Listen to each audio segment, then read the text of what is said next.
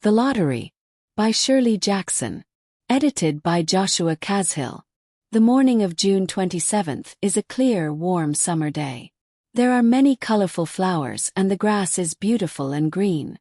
At about 10 o'clock in the morning, the people of the village begin to arrive in the town square, located between the post office and the bank. In some towns there are so many people that the lottery takes 2 days and must be started on June 26th.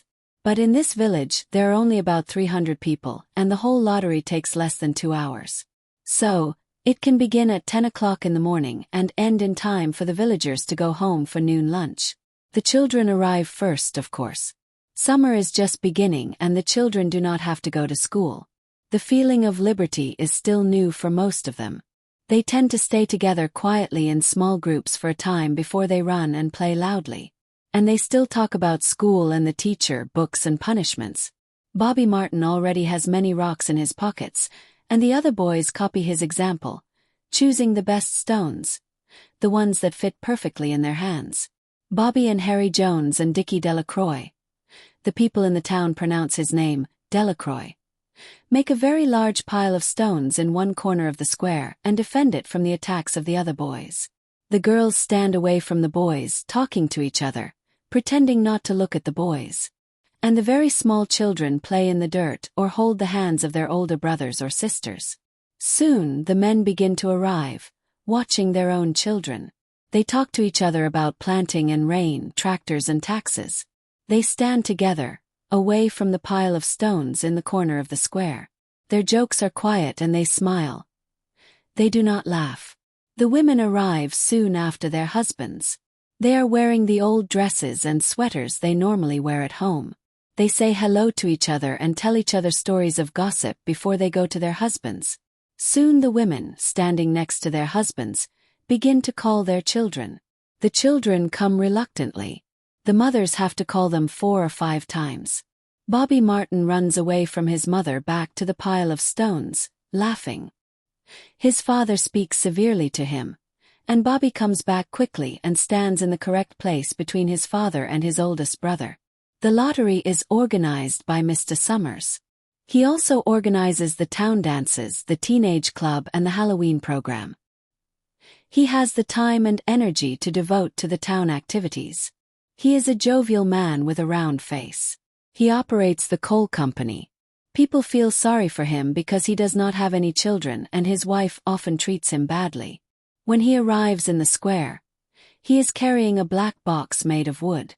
People begin to talk as he arrives. Mr. Summers waves and says, "I'm sorry I'm a little late today, everyone."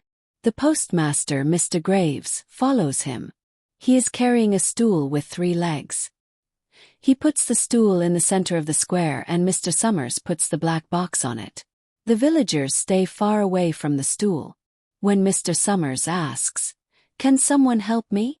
no one comes to help at first. But soon 2 men, Mr. Martin and his oldest son Baxter, come and hold the box firmly on the stool while Mr. Summers mixes the papers that are inside. The original paraphernalia for the lottery was lost a long time ago. The black box that is on the stool now was first used before Old Man Warner was born, and he is the oldest man in town. Mr. Summers speaks frequently to the villagers and says he wants to build a new box. But no one wants to interfere in the important tradition that the black box represents. There is a story that says that the current box was made with some pieces of the box that was used before it. That box was constructed when the first people started the village here long ago. Every year after the lottery, Mr. Summers begins talking again about making a new box. But as the year goes on, people start to talk less and less about the subject, and they do nothing about the box. Mr. Martin and his oldest son Baxter hold the black box firmly on the stool until Mr. Summers finishes mixing the papers with his hand. Because the villagers have forgotten so many of the rituals, Mr. Summers was able to substitute pieces of paper for the pieces of wood that were used for generations before. The night before the lottery, Mr. Summers and Mr. Graves prepare the pieces of paper and put them in the box. Then they put the box in Mr. Summers' safe at the coal company. It stays there until Mr. Summers is ready to take it to the square the next morning. During the rest of the year, they leave the box in one place or another. Once it stayed in Mr. Graves' barn, and another year it was used as a table in the post office. Sometimes it was placed on a shelf in Mr. Martin's grocery store. There are many things to do before Mr. Summers can begin the lottery. He needs to prepare the lists. The list of the heads of families, the list of the heads of each house in each family, and the list of the members of each house in each family. Mr. Graves, the postmaster, also needs to correctly introduce Mr. Summers as the official of the lottery. Few people in the town remember that at some time in the past, the official of the lottery performed a recital of some kind. It was a very short, unmusical recitation that was said obediently every year. Some people believe that the official used to stand in a very specific way when he said or sang the recitation. Other people believe that the official was supposed to walk through the crowd of people. But many, many years ago, people stopped performing these elements of the ritual. There was also a ritual salute that the official of the lottery had to use to greet each person who approached to draw from the box. To draw means to choose or to remove in this context. But this has also changed over the years. Until now people think it is only necessary for the official to talk to each person who comes up to the box. Mr. Summers is very good at all of this. In his clean white shirt and blue jeans, and with one hand naturally resting on the black box, he seems very proper and important as he talks interminably to Mr. Graves and the Martins. Just as Mr. Summers finally stops talking and turns to all the people of the village, Mrs. Hutchinson comes quickly along the path to the square. She finds a place in the back of the group of people. "I completely forgot what day it was," she says to Mrs. Delacroix, who is standing next to her. They both laugh softly. "I thought my husband was in the yard cutting wood," Mrs. Hutchinson continues. "And then I looked out the window and my children weren't there. And then I remembered that today was the 27th and I came as quickly as I could." She dries her hands on her kitchen apron and Mrs. Delacroix says, "You arrived in time though. They're still talking over there at the box." Mrs. Hutchinson raises her head to look over the crowd and finds her husband and children standing near the front. She touches Mrs. Delacroix on the arm as a goodbye and begins to move through the crowd.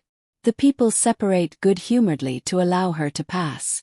2 or 3 people say in voices just loud enough for everyone to hear, "Here comes your wife, Hutchinson. And, Bill, she's finally here." Mrs. Hutchinson reaches her husband, and Mr. Summers, who was waiting, says happily, "I thought we were going to have to start without you, Tessie." Mrs. Hutchinson says, smiling, "You wouldn't make me leave my dishes in the sink without drying them, would you, Joe?" And the people in the crowd laugh softly as they move back into their positions after Mrs. Hutchinson's arrival. "Okay now," Mr. Summers says seriously. "I think we should begin. Let's finish this as quickly as we can so we can all go back to work. Is there anyone who is not here?" "Dunbar," several people say. "Dunbar, Dunbar." Mr. Summers looks at his list. "Clyde Dunbar," he says. "That's right. He broke his leg, didn't he? Who's choosing for him?" "Me, I guess," a woman says. Mr. Summers turns to look at her. "A wife draws for her husband," Mr. Summers says. "Don't you have a grown boy who can do it for you, Janie?" Mr. Summers and everyone else in the village know the answer perfectly well. But it is the job of the official of the lottery to ask questions like that formally. Mr. Summers waits politely as Mrs. Dunbar answers. "My son Horace is still only 16, Mrs. Dunbar says with remorse. "I guess I have to take my husband's place this year." "All right," Mr. Summers says. He writes something on the list he is holding. Then he asks, "Is the Watson boy drawing this year?" A tall boy in the crowd raises his hand. "I'm here," he says. "I'm drawing for my mother and me." He stands there nervously and puts his head down as some people in the crowd say things like, "You're a good kid, Jack," and "I'm glad to see your mother has a man to choose for her." "Well," Mr. Summers says, "I guess that's everyone. Is old man Warner here?" "Here," a voice says, and Mr. Summers nods his head up and down. The crowd suddenly becomes quiet as Mr. Summers clears his throat and looks at the list. "Is everybody ready?" he calls. "Now I'll read the names, the heads of all the families first." And the men come up and take a paper out of the box. "Keep the paper folded in your hand and don't look at it until everyone takes their turn. Do you all understand? The people have done this lottery so many times that they do not pay close attention to the directions anymore. Most of the people are quiet and do not look around at the other people in the crowd. Then Mr. Summers raises one hand up high and says, "Adams." A man leaves the crowd and comes forward. "Hi, Steve," Mr. Summers says, and Mr. Adams says, "Hi, Joe." They smile at each other soberly and nervously. Then Mr. Adams reaches into the black box and takes out a folded piece of paper. He holds the paper firmly by one corner as he turns and goes back quickly to his place in the crowd. He holds the paper firmly by one corner as he turns and goes back quickly to his place in the crowd. He stands a little away from his family and does not look down at his hand. "Allen," Mr. Summers says. "Anderson. Bentham. It seems like there's no time between the lotteries anymore," Mrs. Delacroix says to Mrs. Graves in the back of the crowd. "It seems like we finished the last lottery only last week." "Time really does pass quickly," Mrs. Graves says. "Clark. Delacroix. There goes my husband," Mrs. Delacroix says. She does not breathe as her husband walks forward to the box. "Dunbar," Mr. Summers says, and Mrs. Dunbar walks to the box while one of the women says, "Go on, Janie," and another says, "There she goes." "We're next," Mrs. Graves says. She watches while Mr. Graves comes to the front of the box, says hello to Mr. Summers somberly, and selects a piece of paper from the box. By now, there are many men holding small pieces of folded paper in their large hands, turning them over and over nervously. Mrs. Dunbar and her two sons stand together, with Mrs. Dunbar holding the piece of paper. "Harbert. Hutchinson. Go on, Bill," Mrs. Hutchinson says, and the people near her laugh. "Jones. Some people say," Mr. Adams says to Old Man Warner, who is standing next to him, "that in the village to the north they're thinking about not doing the lottery anymore." Old Man Warner grunts. "They're a pack of crazy fools," he says. "They're crazy because they're listening to the young people. Nothing is good enough for the young people. The next thing you know, they'll want to live in caves again with nobody working anymore. Try and live like that for a while.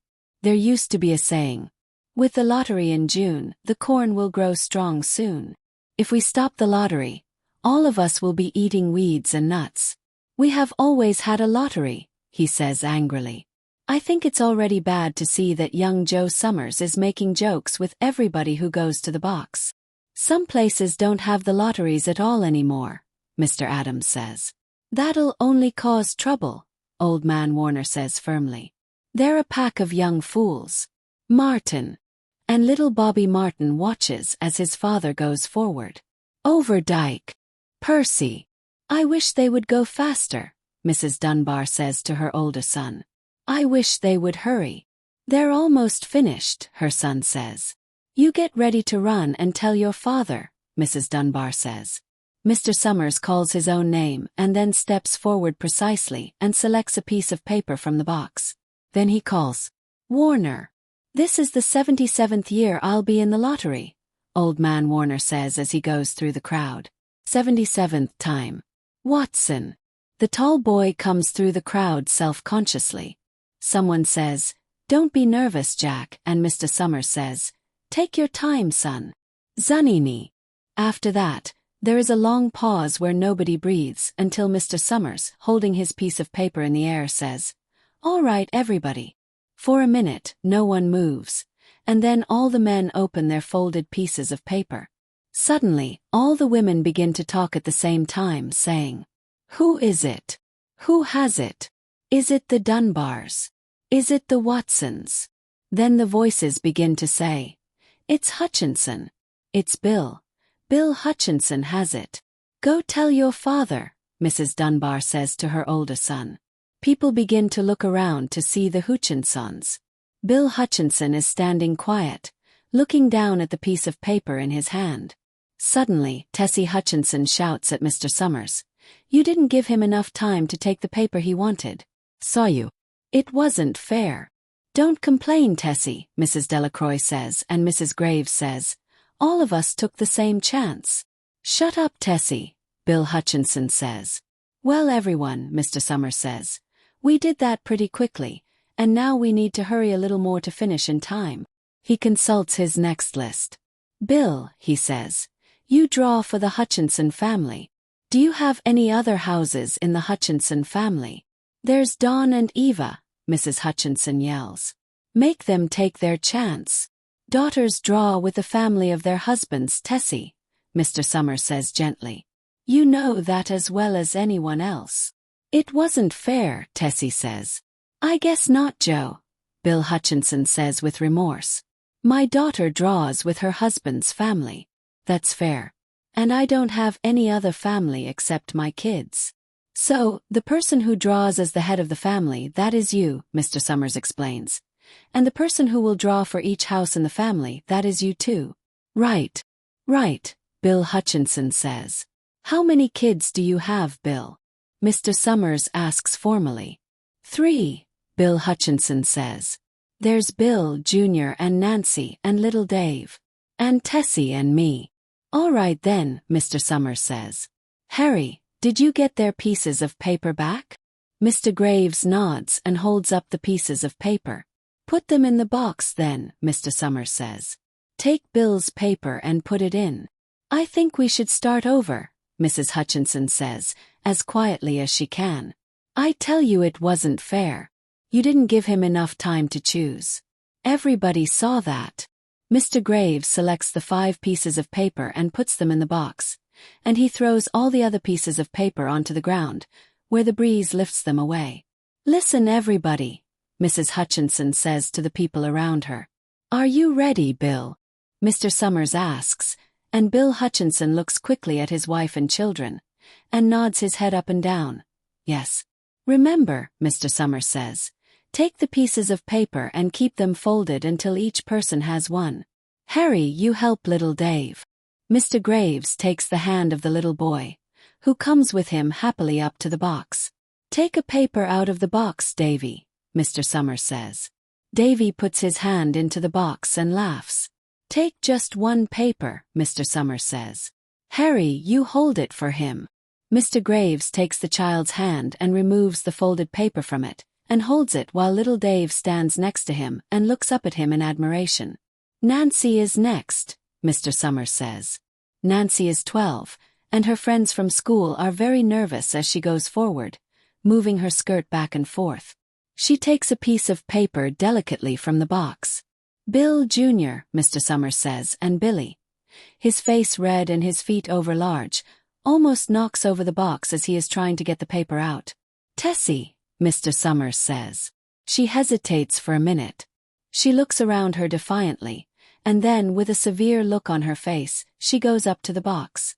She quickly takes a piece of paper out and holds it behind her. Bill, Mr. Summers says, and Bill Hutchinson reaches into the box and feels around.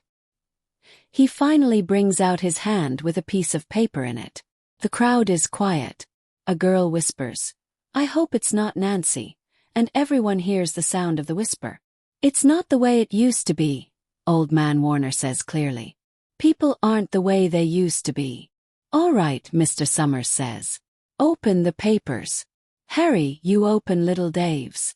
Mr. Graves opens the piece of paper, and the people in the crowd begin to talk quietly as he holds up the paper, and everyone can see that there is nothing on it. The paper is blank. Nancy and Bill Jr. open theirs at the same time, and both are excited and they laugh. They turn around to the crowd and hold their pieces of paper above their heads. Tessie, Mr. Summers says. There is a pause, and then Mr. Summers looks at Bill Hutchinson, and Bill unfolds his paper and shows it. It is blank. It's Tessie, Mr. Summers says, and his voice is quiet. Show us her paper, Bill. Bill Hutchinson goes over to his wife and forces the piece of paper out of her hand. It has a black spot on it, the black spot Mr. Summers made the night before with the dark pencil in his office in the coal company. Bill Hutchinson holds it up, and the people in the crowd begin to move. All right, everyone, Mr. Summers says. Let's finish quickly. The people of the town forgot the details of the ritual, and they lost the original black box. But they still remember to use stones. The pile of stones the boys made earlier is ready. There are stones on the ground with the pieces of paper that came out of the box. Mrs. Delacroix selects a stone so large she has to pick it up with both hands, and she turns to Mrs. Dunbar. "Come on," she says. "Hurry up." Mrs. Dunbar has small stones in both hands, and she says, having difficulty breathing, "I can't run fast at all.